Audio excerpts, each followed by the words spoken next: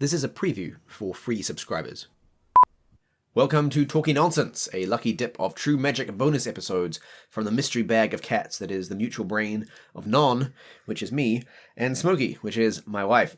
We have gone through the painful process of recording a hilarious intro to this episode, which you will never hear because the microphone was selected incorrectly. Today, Smokey, what are we talking about?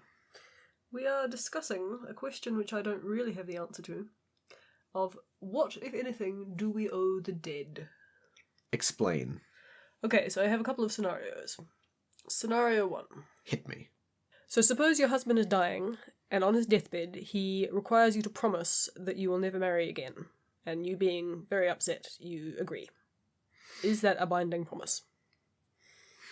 A promise under duress. Well, not really duress. Foolish oath under emotional duress. It is absolutely duress. It's it's a situation of heightened emotional angst. Mm-hmm. But he's not necessarily forcing you to do it. No, but you would certainly that's yes. the definition of duress, is that you're not forced, yeah, right, you're okay, coerced. It's kind of duress. This reminds me of what Paul says to Timothy in 1 Timothy 5. Let none be enrolled as a widow under 60 years old, having been the wife of one man, well reported of for good works, if she hath brought up children, if she hath used hospitality, etc., etc. But the younger widows refuse, for when they have waxed wanton against Christ, they desire to marry, having condemnation because they have rejected their first pledge. In other words, however you take the widow or the enrollment of widows in this passage, whether you think of it as an office or a station, some kind of relief effort for the older women, the idea is that there is some sort of a pledge involved.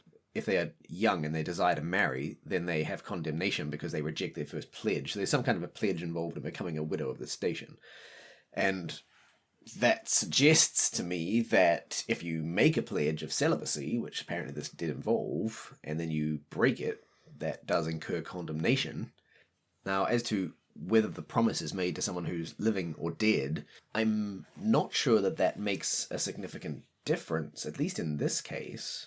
If you think of when the Sadducees come to Jesus to trap him and ask him in the resurrection, whose wife shall she be?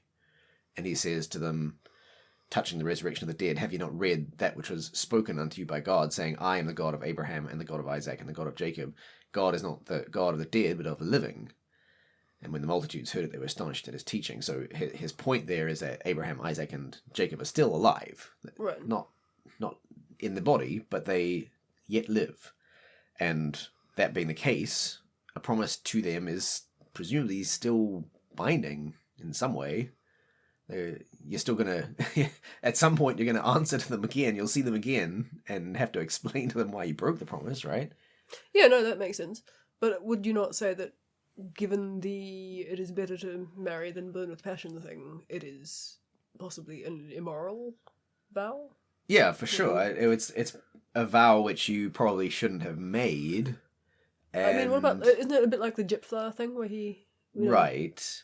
Like, we would agree that he should not have sacrificed his daughter.